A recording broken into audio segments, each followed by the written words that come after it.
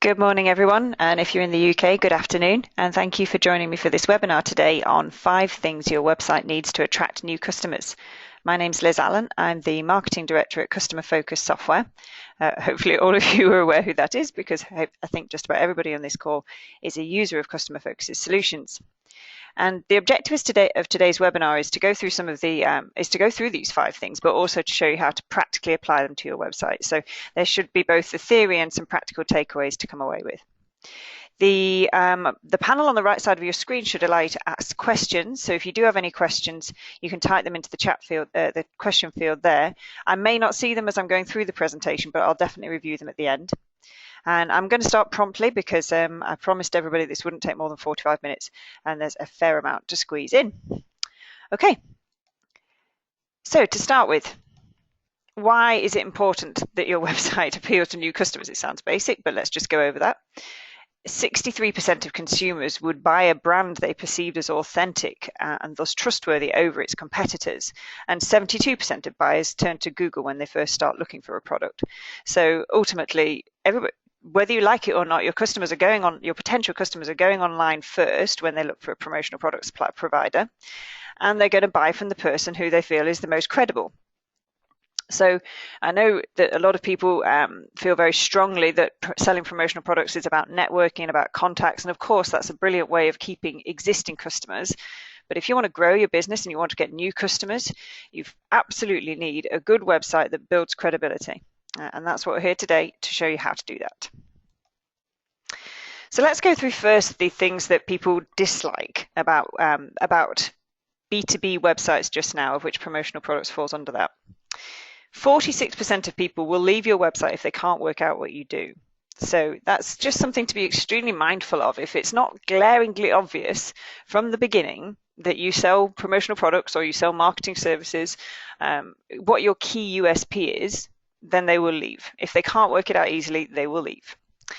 44% will leave if they can't readily find your contact information.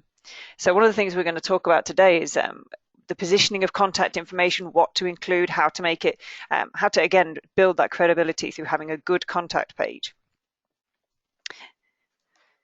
37% of people will leave your website if they consider it to be poorly designed. Now, obviously, design is subjective, so this is a bit of a difficult one to kind of nail down, but we'll look at some of the things that put people off as a general rule of thumb. And actually, this surprised me. 17% of potential buyers will leave your website if you have sliding banners. Now, I love sliding banners, so this was kind of a shock to me. So, and obviously that's a fairly small proportion of the audience, but still, it's something to bear in mind. When I read that statistic, I turned the sliding banners off our own website and just have a static banner that I change regularly. So just something to bear in mind. And all of this information came from a 2015 B2B web usability report, which I will send the link out to everybody on the webinar because it's a really good read. Okay, so what content do you need to build credibility with customers? For some reason, this chart again came from that report and they've gone from less important to very important at the bottom. So the most important areas you need are thorough contact information. You need a great About Us page with team bios. You need case studies, white papers, and articles. You need a client list and testimonials, and you need roughly about equally research reports and news releases. So let's go through those in turn. What's good and what's not so good in terms of thorough contact information? So I've got 2 examples here up on screen. Not so good. Now, this is a nicely designed website where I grabbed this particular thing from. Why it's not so good is because I have no means of reaching these people other than via a form. And that's irritating. I don't want to fill in a form. I want a telephone number, or I want an email address of an individual. I certainly don't want to go through and fill in all this information, which that's not the way I want to communicate with this person. And I should be given options. Forms have their place, but the important thing is to provide options for people. So the good example over on the left-hand side still has a message form, but you can see, if you can squint at the screen, that it also has location details, it has their telephone number, it has an email address, and on the left-hand side it's got all sorts of good stuff about the family album and about us and all of this stuff. And I just feel more engaged and inclined to speak to these people. They feel like they want me to reach out to them. Whereas on the right-hand side, I feel like they don't really want to call. So just some statistics here for you. Forms are helpful, but they shouldn't replace the telephone number on your website. 23% of online shoppers prefer to have to reach you via telephone. The biggest chunk by far is email. 54% of people want to have an email address where they can contact you on. So it's not a good idea to remove an email address and replace it with a form. You should have both. Have location as well. You may think, particularly if you're in the United States, if you're in Florida and somebody visits your website from California, they're not going to want to buy from you. Well, the problem is the problem with kind of trying to mask your location is that there are people in Florida who only want to buy from Florida companies. So if you kind of don't put any location information on there, you're not kind of targeting your local audience. So I think, in my view, it's really important that you put your location information on there so that people who are in your local area will find you and be inclined to buy from you. And if you miss your location information off, they'll probably go for a provider who does at least appear to be in their neighborhood. You should consider adding a live chat service. So there is a free solution. It's called Talk2, which is TAWT.to. These can all be added onto a customer focused website very easily. I'm not going to show you how to do that in this presentation, but I'm happy to do so via email after the event, if you're around to answer it. So there's no point in adding a live chat service to your website if there's no one on the other end to answer questions. But as you can see, 21% of online shoppers like live chat because it's a really quick and speedy way of getting an answer to a question. And since Customer Focus put it on our own website, we get probably 20 extra leads a week from it. So definitely worth, well, it was free, so it's definitely worth the investment. Make sure that the link to your contact page is very easy to find. So if you it's kind of, again, it sounds obvious, but it shouldn't be tucked away in the footer in tiny text. You want it up there in the top level navigation bar, big contact us button, so people know that you want to be contacted. And you should also consider adding your contact information again, either into your website header or footer. So if you prefer to be contacted by email, consider putting your email address next to your logo in your header bar, and consider putting your address details, telephone number and email address in the footer of your website. And we'll show you how to do that. Okay, so moving on to the point number 2, the about information and team bios. So we were really surprised when we started looking into when people went to the Customer Focus website, where they actually went. And the third most popular page on the website after the home page and after the pricing page was our about page. And at the time, it was really dry. It was just, a bit of a mission statement, which isn't wildly engaging. So we did some research and we put in a really detailed about the team page, which asks some silly questions of the team, like, which reality TV show would you like to appear on? Who do you like to have coffee with out of history? What do you like to do in your spare time? And we put pictures against everybody and their personal contact information, so their LinkedIn and their email. And this is just so we can basically say we're a real people. We're not automatons. We're not sitting out there beavering away at our computers. We want to be face to face with you guys if we want to connect with you guys on a personal level.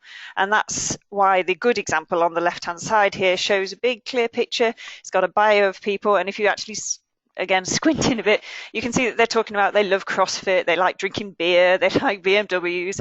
It's the sort of thing that engages people and makes people feel like it's warm and that they're human. And on the right-hand side, it's actually deliberately one of our own websites. It's my demo website. When we build customer-focused websites, we build them with an About Us page, which has default text on it. That's so that you can turn the website on and you don't have an embarrassingly blank page. But you have to change it. You have to go in here and rewrite the About Us page. If there's nothing else you do as a result of listening to this webinar, change the text on that About Us page. Several reasons, and we'll go into them. The default text for a start is, we wrote it ourselves, obviously, so it's deliberately bland. It's not designed to be specific to a particular distributorship. It doesn't have anything about why you sell promotional products. It doesn't say anything about you as a personal company. How could it? It's generic. You need to go into that page, and we'll show you how, and write passionately and fervently and plain Englishy about why you sell promotional products. It's not what, because thousands and thousands of people sell promotional products. It's why you sell them. So you must know. I hope you know. Ask yourself why you sell it and write that down. And don't try and sound clever. You go onto a lot of these about us pages and it's all marketese speak and all long words and jargon. Avoid it unless the people you sell to like, say for example you sold promotional products specifically into aerospace, then by all means use some jargon appropriate to aerospace. But if you're just selling promotional products to anybody who would like to buy them from you, avoid jargon and just write passionately about why you sell promotional products, and inject some personality into it. Quite genuinely, I bought from a company the other day solely because they had a picture of a dog on their website. That's just me, but it's the personality that goes into it. So we have had a question, and because I spotted it, I'm going to answer it. It says, does it hurt the About Us page if the company is a one-man shop? So it's a really good question. I was actually going to come to it. A lot of our customers are one-man bands, sole traders, and no, not at all. A lot of the websites, even if they have like 10 employees, they'll only actually show a profile of principal players. So while I don't think for the most part it helps to advertise the fact that you're a sole trader, you could definitely put yourself down as the principal player, so to speak, our principal, our leader, our founder, and put yourself in there with a bio, with a nice picture of yourself, and again, so you're not advertising the fact that you're on your own, so to speak, but yeah, you should definitely put yourself in there, and definitely put some personality in there. And again, as I say, one thing I think people do a lot of is they try and appeal to absolutely everybody. Don't, because ultimately by trying to appeal to absolutely everybody, you're going to appeal to basically nobody. But if you write from the heart about what's true to you, if you're a fervent Manchester United supporter, if somebody wants to buy promotional products and they're a fervent Manchester United supporter and they see that on your bio, are they more likely to buy from you than somebody who says they support Chelsea? Probably. But you get the general idea. It's about passion, it's about being true to yourself, and it's about putting content on there that people can engage with. And don't just limit this to the About Us page. So the homepage text too. Most people expect the homepage text to have that similar sense of why you're doing this. Why should I buy from you? Why should I connect with you on this level? About Us is the opportunity to expand on that in more detail, but make sure this homepage is also getting that fundamental reason why you sell promotional products across. Okay, so the next point was case studies, white papers, and articles. Now, as you might imagine, the industry leaders for imprint are doing an amazing job of this. They have dozens and dozens of white papers on their website. And for a lot of smaller distributors and sole traders, it's going to be challenging to put the time aside to do this sort of thing. It is worth the effort if you can make the time. These are more valuable to people than videos. They're more valuable than infographics. That's what the study shows anyway. So if you're considering investing more time in those sort of things, consider putting it back into white papers and articles. If you're going to write them, don't just write anecdotally. Make sure that you include statistics about everything you're talking about. That people are expecting to see that in a white paper. Do break it all out into bullet points as much as you possibly can. Nobody likes to see a massive condensed page of text. And write about things that people care about. So, there's no point in writing a white paper on the fate of plastic chairs in Costa Mesa because no one cares. That was a really strange example, but I'm sitting on a plastic chair. But you get the general idea. Write about things that your customers have concerns about. So if your customers are concerned about losing business to a competitor, let's say that they were a car garage and they were concerned about losing business to a competitor car garage that's opened recently, you could write an article about the value of giving away keychains with every service, keychains with the garage's number on and a code to get a 10% discount on their next purchase. You get the general idea. Find the pain point, talk about and find a solution to it, and don't make it all about selling your product, but obviously this should ultimately be tied back to selling your product. Hopefully that makes sense. And the fourth, which is kind of not too dissimilar, is your client list and testimonials. So this is all about social evidence, really. People expect to see People are looking for evidence that you're a legitimate person, that you're a legitimate distributor of promotional products. And one of the ways they're looking for that is to see that other people have bought from you in the past. So this example, I can't remember where I stole this example from, but you can see they've got some big name clients on there. They've got Oracle, they've got Citi on there. If you do have testimonials, use your highest profile customers first, the people that other people might recognize. And the thing is, I'd like to say that people will just write to you and say, amazing job, thank you so much, and feel free to publish my warm praise on your website. I'm not sure that's ever happened to me or to anyone in life. You need to ask for them. You need to ask people for testimonials. Ask for them every time you've done a good job. If you went a little bit beyond the call of duty, or if the customer just received the perfect product, perfectly printed, on time and on budget, ask for a testimonial. What's the worst that can happen? They say they don't reply. I don't think to date I've asked for a testimonial and not received one, which is why we have quite a fulsome testimonials page on the Trade Only website. So ask for them. Put them on your homepage, complete with logos, so that, as I say, people have got that instant visual of that these are proper brands and companies who are buying from you. And you should also put them on your product pages as well. So what I'm getting at there is, the point at which somebody's deciding to either inquire or order from you. It's helpful to see a few people's smiley faces or logos commenting about what a good job you do of providing these products. So again, we'll show you how to do that. Also, if you've got lots and lots and lots of them, consider adding a testimonials page to the website, and we'll show you how to create those pages and link to them. And as I say, I made that point earlier, but put your best known clients at the top of the list. So I skipped, for the very observant, you'll notice that I skipped one of the options which are from this list, which was research reports. That's because for most distributors, nearly all distributors, you do not have the bandwidth to go out there and do research on promotional products and the value of them. You're going to be using stuff like BPMA and the PPAI's research instead, which is fine, but it's not. But if it's in terms of building credibility, if you're not the publisher of that content, it's got a limited amount of value to you. It's very useful to put it in there in terms of the white papers and case studies to cite those statistics. But when they're talking about building credibility on here, they're talking about you being the author of that research report. And as you can't be, because you really don't have the bandwidth, I hopefully skipped onto news releases. So news releases, press releases by another name. And this has got a twofold thing. Firstly, it's very helpful to have on your website so that people can see that you're out there, you're doing things, that you're active on your website and you're active in your community. But obviously, it's also a means of you getting the message out to your local community about who you are and what you do for free. That's the value of press releases and PR. So I just thought I'd give you a few things here that you can write press releases about, because it's a very underutilized thing for small business owners.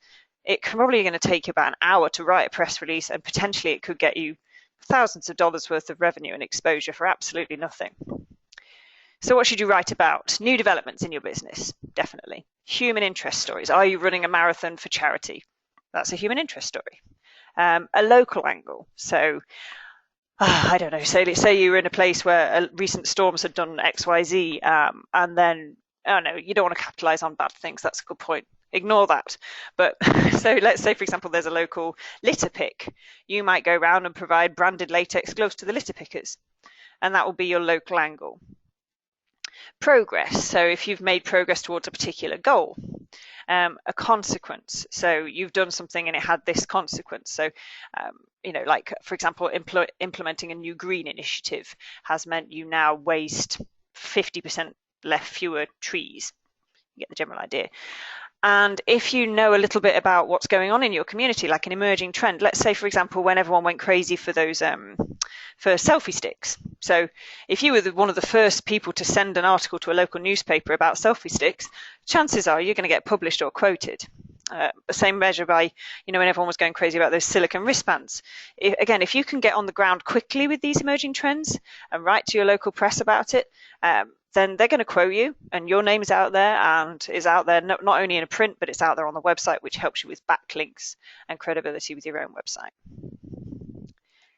So I know that was all extremely rushed, so I hope everybody is keeping up. And now I want to kind of go into the practical application of how to add these features to your customer-focused website. I will send these slides out to everybody, so the fact that I cantered through them at great speed shouldn't be too much of a drawback. So let's start from the top, and that's thorough contact information. Now this is my demo site. It's got absolutely nothing on it other than what kind of got rolled out of the stable, so to speak. And what I want to do from the contact perspective is a couple of things. I'm going to click on the contact page as a starting point. So one thing that this website's doing reasonably well is has the contact information in a useful place. It's there, it's up at the top in the contact section.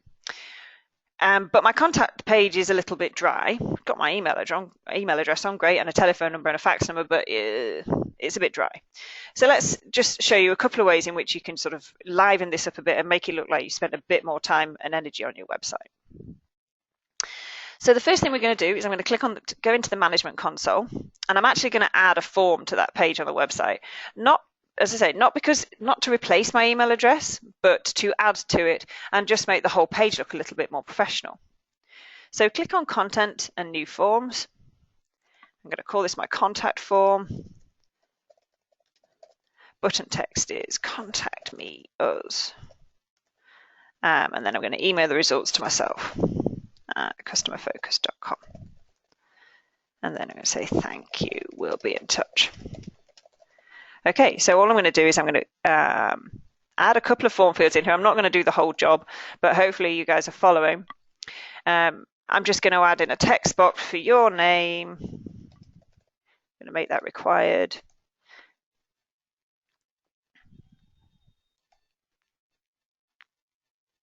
Okay.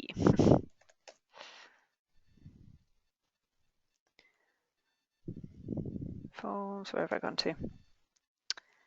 Bear with me a sec.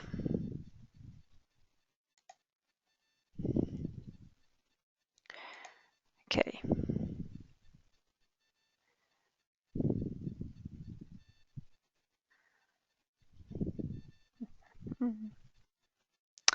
And I'm going to ask for an email address. I'm going to keep it as simple as that. And I'm going to say that that's required as well. Please let us know your email so we can contact you. Okay. So once I've created my form, adding it to my content page is my contact page is very, very simple. I just go into Content and Pages. Find my Contact Us page, which shouldn't be difficult to find because I have about 3 pages on this website. Click on Contents, and then I'm going to add this form and a couple of other elements into this page just to make it a bit more exciting. So my form is now going to be available from the navigation menu at the top left-hand side. I can just click on Insert Module and it'll let me put my form in. If I had several, I could choose them now from this drop-down menu. I don't have several, I just have one. But I'm going to place that onto my website.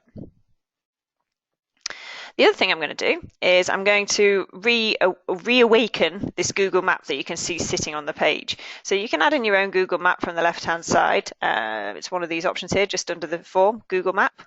Again, it's just a way of making this page look a little bit more attractive, to be honest with you. And again, it helps a little bit with that local search for people to buy from you specifically. United States, okay. So I can put in a full address if I want to. I don't just have to put a zip code in. As it happens, I just have put a zip code in. And then I may want to go into here and just make people a little bit more excited about reaching out to me. So I could go into my Contact Us and say, we really want to hear from you.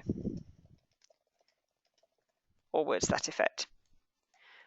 All of these elements are just designed to make me seem more friendly, if you will. Somebody just described the other day, like your website, and content marketing in general, as a kind of like a dating thing, and that's kind of a good analogy because I'm trying to get these people to want to talk to me. So I'm trying to be as sort of friendly and approachable as possible. So what have I got now? I've got my contact. Really want to hear from you. I've got my email on there, I've got the map, and I've got a contact form at the bottom. And already this page just looks more designed, if you know what I mean. It just looks a little bit more full. And I think that's going to help already just with building a bit of credibility. I've had a question, so I'm just going to see if I can grab that. Okay, so somebody, sorry, just asked, how do we actually get into the websites to make changes? So your website address, if you have a customer focused website, which I assume everybody on here does, it's simply /manage after the website address. So you see mine up here, /manage, and then log in with your email address and the password that you'll have been provided by the customer focused support team. If you don't know it, reach out to the customer focused support team and they'll be more than happy to help out there. So the other thing we're going to touch on, we're going to have a look on now, is the About Us page and how to make this. You know, it's really, I was really surprised to see, as I say, that it was the third most visited page on the customer focus site, but moreover, how important buyers see it as a way of building trust with you. So let's just have a quick look at how we can make a very dry page like this more interesting. And I'm just going to jump in to edit this page. So this is the About Us page text that gets rolled out with every customer focused website. And as I've said before, delete it instantly. It's not helping you. It's not about you. Take it all out. Don't even read it. Just take it out. It wasn't written by you. It might be semi-appropriate, but it's not true to you. Take it off. And let's start writing in here. I mean, obviously you can do as many drafts as you want, but just start writing in here about why you sell promotional products. We are Costa Mesa's most entertaining promotional product distributor. You get the general idea. I'm not going to try and write something off on the fly here. I'm not that good a copywriter. Let's say now that I want to put in a meet the team thing. I could put this on a separate page, but you don't want to have people clicking around maybe too much of it on your site. And so I'm just going to put this on meet the team. I'm going to make so one of the things you should just be aware of, and this is just from a sort of best practice perspective, is anything that's a title, like About Us just up here, and Meet the Team, which is kind of like another section, another title. Highlight it and use this drop down menu just here to give it one of the heading values. And that's because when the Google bots are looking at a website, they use those heading titles to decide what the most important information is on the page. Not only will it reformat it to make it larger and bolder, so it'll be more easy on the eye for your customers, but it just also signposts Google that this is what's on this page that's of most importance. But key thing to remember, you can't use heading 1 more than once. That has to be the main heading of the website of that page. You can use the other ones repeatedly. You can use heading 2 4 or 5 times, but use them in order. So if you're going to use heading 2 here, if you used heading 3 here, don't use heading 2 further down the page. So use them in sequence. Apparently, that's just how Google's bots prefer it.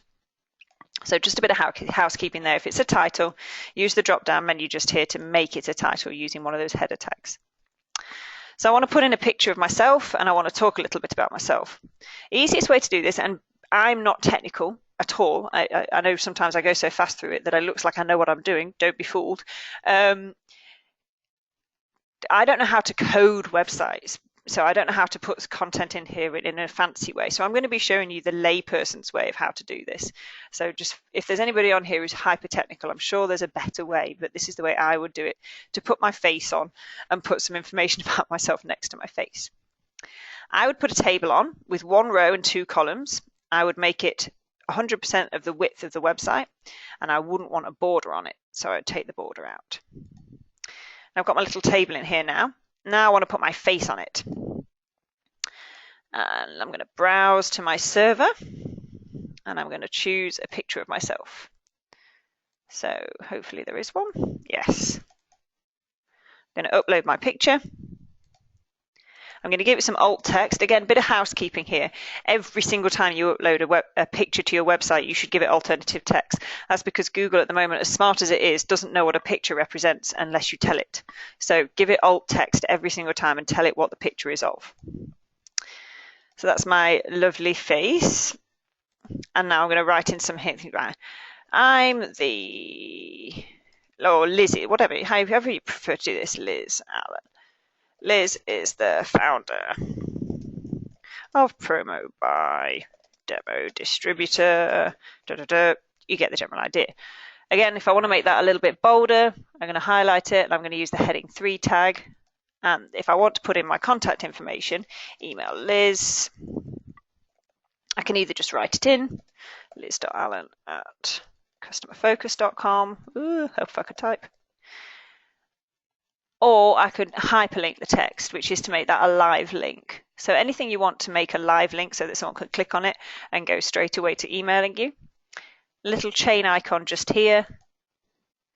Link type is to email, and I'm going to write in my email address just here again, customerfocus.com, inquiry from website. And you can even, that will automatically put in a subject line for them. You could even, if you wanted to, put some suggestions in the message body about what they might want to write to you. So, if you felt like it, for example, you could say, your needs, your budget, your timescale, if you wanted to. And this is just going to, when somebody actually emails you using that particular link, that would automatically drop into their email. So you're proactive. And that's all I'm going to do, because the idea is just to show you guys how I would do this. So I would put in a title, I would put in a table, I would put my photograph in one cell of the table, and I would put in my contact information on the other cell of the table. I'm going to save this. Charming. And I'm going to publish it. Don't forget, everything needs to be published. I've just took the opportunity to have a quick look at the questions. What if you have a home office? Would you use Google Maps? Well, that's going to be a personal decision. I think I've heard from some people before that they're uneasy about this, because from a security perspective, it might seem a bit odd, and also from a perception perspective, if it's clearly a home address, it could be viewed as detrimental. I think make a personal call on that one for you guys. I know it sounds a bit waffly, but a guy I used to work for worked from home, but he had a huge home office. Like, it was, people could come and visit him there and all sorts. So he had to publish it. There was no kind of challenge to him publishing his home address there. So I think this is a good point. Somebody's just pointed out that you can actually show Google Maps without an actual address. You could show a region. Quite true. You saw when I was doing it that I just put my zip code in, but I didn't put my specific address details. Same principle. You could just put in your zip code or your postcode, so you can show a general area rather than your specific location. Thank you for the tip from somebody listening to the call. That's really helpful. And somebody else has asked, will the presentation be available to go back and reference? Yes, I am recording this for posterity. So let's just have a look at the page that I just created and see if it's a vast improvement on what it was before. Well, no, because I didn't do that much to it, but you start to get the idea that you can very easily build content into your site that makes it more engaging and makes it more about you and about more personable. Think of it like dating. Use a different photo. Not a good photo for dating. And by the same measure, as I said earlier on, it's really important that the same passion and creativity and all of that good stuff goes into your homepage content. So if I'm on my homepage, I'm going to edit this page as well.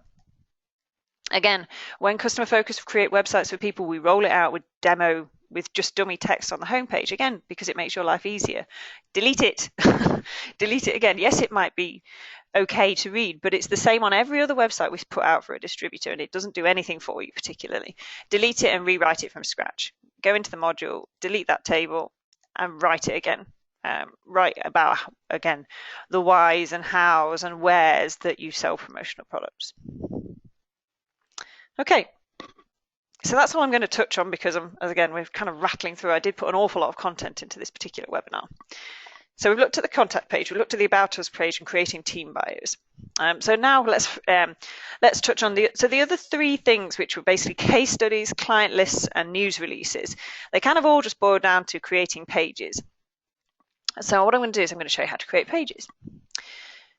So back into your website editor. In the content section, you can hover over pages and you can click plus to create a new one. Your page title should describe what the content of the page is going to be. So let's say this is going to be case studies. Menu title, this is what's basically, let's just show you. The menu title is what's going to appear here. So promotional products, about us, contact, for example. So if you had client testimonials as your page title, but you wanted to truncate it for this menu, you could just change, you could make your menu title just simply testimonials. So this can be as long as you like. This one should be, the menu title should be fairly truncated, fairly short. The page URL should have the same words in it as the page title. That's important from an SEO, from a search engine optimization perspective, just good housekeeping. It should include the keywords of what that page contains. I'm not going to worry too much about a meta description, but just for the very quickly, a meta description, you know, when you Google something on websites, so like say if I Google promotional products on a website and everything has this 2 sentences underneath it, that's the meta description. So your meta description, you can have a whole site meta description, which you set up through your settings section, but each page can also have a meta description. So if you had a page on your website, which was, I don't know, specifically targeted at firefighters and someone Googled promotional product firefighters, you'd want to put something in the meta description, which was like, we are specialists in providing promotional products to firefighters that are affordable, etc., etc. You get the general idea. It's not for, it doesn't help you from a search engine optimization perspective at all, but it's just the difference between, I'm scrolling down here, I see hit promo, 4 imprint, TM promos plus. It's the difference between which one of these I choose at the end of the day. If one of these speaks to me, one of these little two-line descriptions speaks to me the most, I'm going to click on that one. So it's worth being creative about it, but don't worry about it from an SEO perspective. And none of the others you need to worry about, frankly. I'm going to add new page, and then I'm going to click on edit layout and contents. So what I'm just going to do here very quickly is kind of just build a quick case studies page and then link it to the navigation to show you guys how you could do the same. So as soon as I create a page, it automatically creates me a text/HTML block, which is very helpful because that's what I need. First things first, I'm going to put my title of the page in, which is case studies, and I'm going to give that the header 1 tag. Remember what I said earlier about it being really important that your main labeling of the page is highlighted and created as header 1. And then again, I'm going to put my case studies into here. So again, because I'm not technical, I would use a nice table for this purpose. And there are fancier ways to do this, but I don't know what they are, so we're going to do the same. So I've got a little table here, and I might start wanting to put in a logo for a customer. So let's just pretend, for the sake of argument, that CNN are my customer. Haha, would be nice. So you don't even have to download a logo as it happens. You can, if you can find the logo online or just off their website, if you can just copy the location of their logo like this, then you can basically just go, okay, I want to put an image in, but the URL of the image is that. Really simple. So just as an FYI, if you don't actually have to download it and upload it again if you don't want to. Don't forget the alt text. I'm going to pop the logo in, and I'm going to put in my quote, right? CNN needed promotional products. Oh, I can't type. To showcase a new anchor. Bleh. You get the general idea. A case study is basically about writing about why they had a need, what made them select you as a provider, what you provided them with, how it turned out, and then again, as much as you can, try and put statistics into it. So, you know, if you provided a local nursery with I don't know, branded diapers, and it reduced nappy and it reduced, I don't know, accidents in the nursery. Try and find some statistic that backs up anything like this. Anecdotal evidence and quotes very much have their place, but if you can put kind of empirical evidence in there in terms of statistics, all the better. And that applies for all of those things like white papers as well, white papers and articles as well. Anecdotal evidence is great, quotes are great, statistics are better still. So if you can get them, put them in. So again, I could put another client into this box if I wanted to, because I created a table with 2 columns, or I can just build it out into a sort of vertical list of client case studies if I want to. So hopefully you're kind of getting the idea that it's super simple to create this content. And I'm just going to publish this page as a starting point. Of course, there's not a lot on it just yet, but I want to show you now how I would link to that page from the main navigation. Again, if you don't publish the page, no one's going to find it. Now, the thing is, when you create a page on these websites, it doesn't sort of automatically appear in the navigation. So the next thing I need to do is to put it into my top level navigation just here. Otherwise, no one will necessarily navigate to that page. So if I go back into my editor, what I'm looking for this time is the overall layout. And the difference between content and appearance is that the overall layout affects everything on the site. So when I click on the metal pen, for example, some things don't change. The logo at the top doesn't change. Promote this links on the left, on the top matter don't change. So that's why if you want to make edits that affect the whole website, put them in the overall layout, because then they'll appear on every page of the website. So I'm going to click onto my appearance and overall layout. And I'm going to navigate to the bookmarks. Bookmarks is basically always the navigation. You can put in, so bookmarks can appear there, or they can appear down the left-hand side, or you could drag them over and have them on the right side. You know, you guys know yourself how flexible these sites are in terms of design. But bookmarks is always navigation. It's links to other pages. I'm going to click Edit on my bookmarks module. And from the drop-down menu just here, I'm going to find the page that I just created and I want to add to my navigation. It's case studies, and click Insert. It will put it at the top. I'm going to drag it down so that it goes after the home page. And if I want to, I can make it a subcategory. So I can just drag it inwards, and by indenting it, it would appear underneath the home tab. So when I hovered over promotional products, you can see that all these items are a hover over. If I left this indented, it would appear as a hover over underneath home. I don't want to as it happens, so I'm going to drag that back again. And I'm going to click Save. And once again, nothing will change until you click Publish, but you can see it there now in my preview.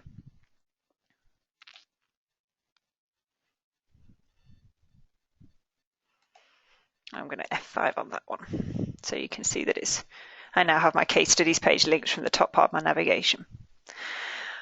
Wow, I'm really aware of the fact that I'm running out of time here. So I was going to go into a bit more detail about how to use the posts module as a nice way of kind of publishing press releases. What I'll do, because I'm conscious of everybody's time scales, is I'm going to send that information out on an email, and actually we can always do a follow-up webinar if people want to. But that was basically about just an attractive way of presenting news stories. So we'll come back to that one. So I'm going to throw it open for questions. We've only got a couple of minutes before everybody needs to get off. So please ask as many questions as you like. And again, I'm so sorry for rattling through this at great speed. Is it possible to put space on website for customers to put their contact information in so that you can email them information? Well, yes. The form we created earlier on. So when we were on the, let me just go back to our contact page.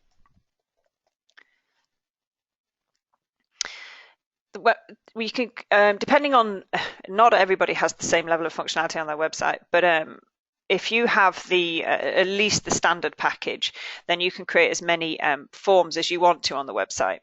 So I just did a really simple name and email address form earlier on, and I put it just on the contact page. But you can create, if you have the standard package, as many forms as you want for any reason, and you can put them anywhere on the website. So I'm just going to show you an example, actually, sort of Cloth Promotions website, where these guys put a contact form in against a product. So if I'm on a particular Cloth Promotions product, then sure, I can go through the normal process of requesting an inquiry about the product, but you can see there's also an Ask Us About This Product form. So I can just quickly say, okay, my name, company name. I mean, none of these fields are required apart from your name, as you can see, because it's asterisked. And they've put in the captcha thing against it to prevent spammers. You guys have got the same option when you create forms too. Again, so you can use these forms for anything you like, and you can put them anywhere you like on the website. And again, just because we're short of time, I'll send you guys out help sheets on how to create forms and then how to position them as well. So let's see, are there any more questions? I don't think that there are. So again, thank you everybody so much for your time. I'm sorry it was very rushed. I will send you out a copy of the recording, and I'll send you out some information on help sheets which go into more detail about everything we touched on. Thank you again for your patience and your time, and have a wonderful rest of your day.